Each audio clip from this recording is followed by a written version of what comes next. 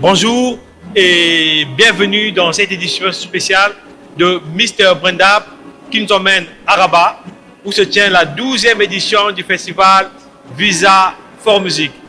Aujourd'hui, nous avons le plaisir de recevoir Chris, la manager de Rad Music. Bonjour Chris. Bonjour, bonjour. Vous pouvez vous présenter, vous parler un peu de vous. D'accord. Mon nom c'est Chris Repel. Je suis née en Haïti. J'ai une agence de musique, une agence boutique de musique qui s'appelle Rad Music. Et c'est moi la gérante de cette agence et je représente des artistes afro-descendants de peu partout, de l'Afrique, d'Haïti, Cameroun en Afrique, en Haïti, du Brésil et aussi de la Colombie. Alors, Chris, d'où vous est venue l'idée de créer Rad Music? Bon, j'ai commencé à faire un peu de management et aider aussi des amis en Haïti qui voulaient commencer leur groupe de musique. Alors, j'ai commencé à aider avec la promotion, aider avec des idées. Et puis ensuite, de là, j'ai commencé à faire du management avec des Haïtiens. Et ensuite, je voulais comme grandir les projets et puis aller en dehors de la musique haïtienne et en dehors du pays. Et j'ai fait des recherches et j'ai trouvé qu'il y a un grand monde en dehors d'Haïti où on peut faire les musiciens jouer ailleurs.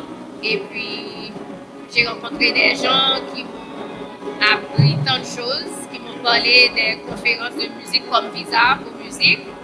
Et j'ai créé, à partir de ça, j'ai des gens qui sont venus vers moi pour m'offrir des artistes. Et puis, c'est comme ça, petit à petit, j'ai fait partie du Romex, j'ai apporté des artistes jouer à Romex déjà. J'ai eu des musiciens qui ont été joués en Suisse, en Corée du Sud, en Afrique. Et puis ça s'évolue jour à jour, de jour à jour. Wow, quel parcours intéressant. Oui. Quelles sont les difficultés auxquelles vous avez fait face pour vraiment mettre en place votre marque? Bon, les difficultés, c'est les difficultés que je pense que les gens de la Caraïbe ou aussi les femmes ont toujours, c'est que cette industrie, l'industrie de la musique, c'est une industrie qui est gérée surtout par les hommes. Et c'est un peu difficile, mais pas toujours de pénétrer. Alors c'est ça, il y a des fois je viens à une conférence telle que Visa pour Musique et il y a des gens qui viennent, qui ont déjà leur idée en tête, à qui ils veulent parler et à qui ils veulent faire le business. Et il y a des fois tu passes inaperçu. Tu te sens comme tu erres dans les rues et que la plupart d'eux ne dit même pas bonjour, te salue, etc.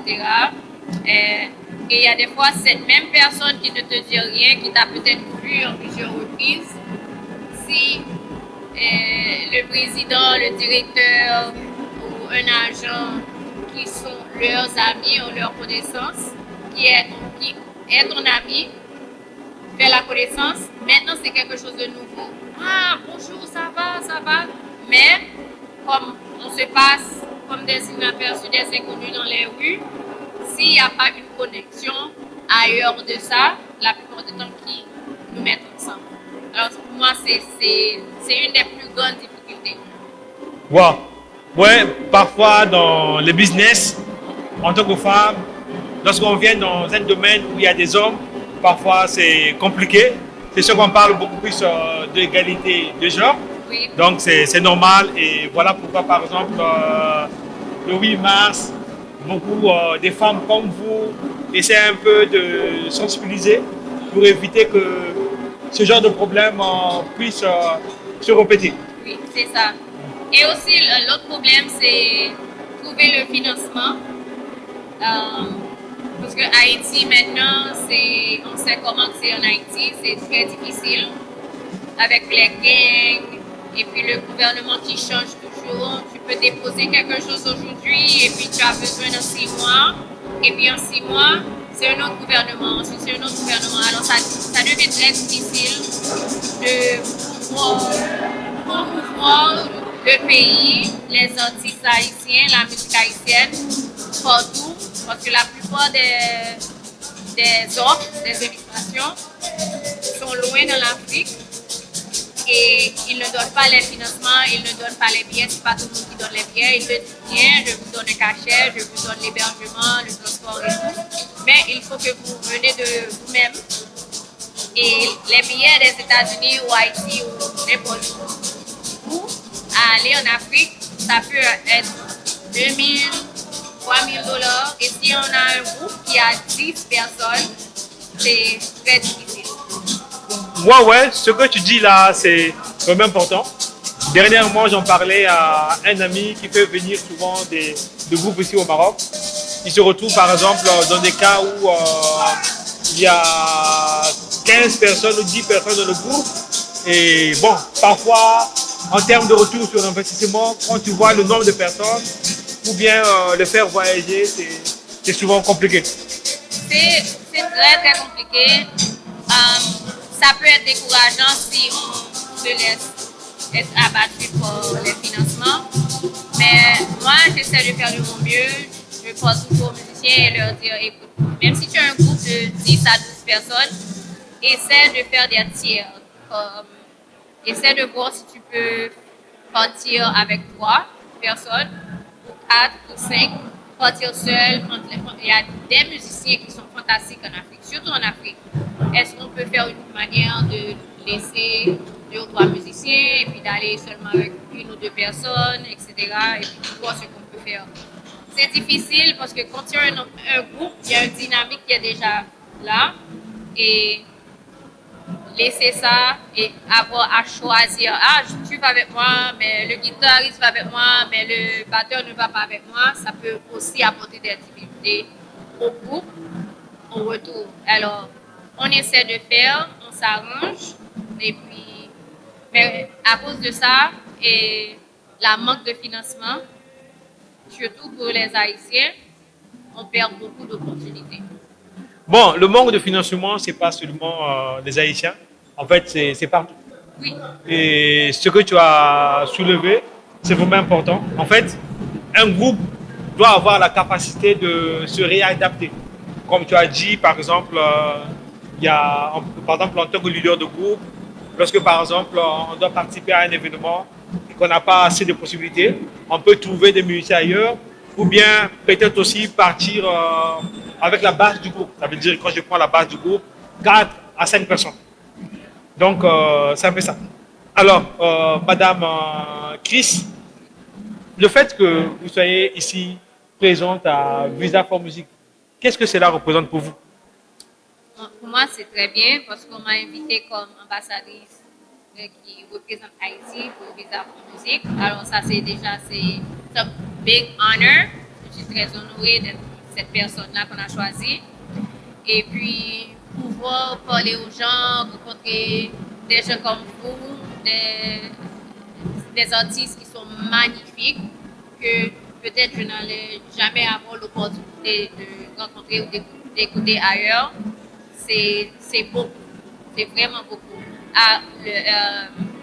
Comme le speed meeting, chose comme le speed meeting, c'est bien simple de juste écrire son nom, de dire avec qui on veut rencontrer, et la porte est ouverte pour aller faire 5 à 10 minutes et s'asseoir avec des directeurs, des présenteurs de partout. C'est une opportunité qu'on ne trouve pas partout, parce que moi, je vais à beaucoup de conférences.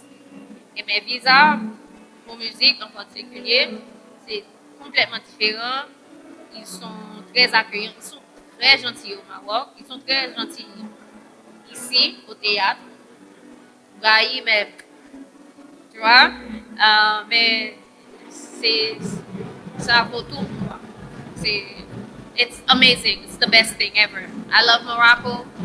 Visa for Music, I love. I really, really love. Ouais, on aime on aime le Maroc. Visa for Music, c'est formidable parce que ici, c'est un marché un peu inédit qu'on ne trouve pas n'importe où dans le monde. Alors, avant qu'on ne finisse, quel est le petit mot que tu dis à toutes les personnes qui vont regarder cette vidéo? Well, I would say don't give up if you're an artist. Put yourself out there. Si vous êtes artiste, il faut pousser, il faut continuer. Et si vous êtes agent aussi, il faut continuer, il faut pousser, il faut venir à ce genre de choses. Il faut venir à Visa pour Musique. Et puis, continuer et collaborer avec les gens et être gentil. Oui, souriez. Et puis, faites ce que vous avez à faire. Travaillez sur votre projet et continuez. Et puis, vous allez arriver. Même si c'est un festival peut couvrir les frais de toute la conférence. Si vous trouvez un seul. Vous trouvez un seul aujourd'hui, l'année prochaine, vous trouverez 5, ensuite 10. Et à partir d'un festival, on peut trouver 2, 3, 4, 5, 6. À partir d'une personne, cette personne peut vous faire rentrer en contact avec quelqu'un d'autre. Et puis, comme ça, vous êtes en tournée en Afrique, vous êtes en tournée en Europe, et c'est ça. But also, look up my website at radmusic.com et puis regardez mes artistes et si vous êtes intéressé, contactez-moi. Parle-moi un peu de tes artistes. Quels sont les artistes que tu as déjà produits et ceux que tu bookes déjà?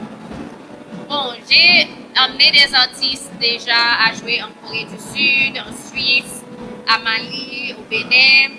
Et maintenant, je travaille avec un artiste brésilien qui est fantastique.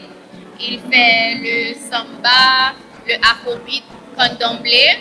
Il s'appelle Dende and the Band. Je travaille aussi avec une groupe de femmes, 7 femmes, voix et tambour, c'est juste percussion et leur voix, qui sont de la Colombie. Je travaille aussi avec Sanctuario et la femme en tête, elle s'appelle Monica, elle est très bien, elle est de la République dominicaine et pour elle, elle veut montrer que on peut s'entendre entre la République dominicaine et Haïti. Son percussion, c'est la personne qui est en charge est un Haïtien.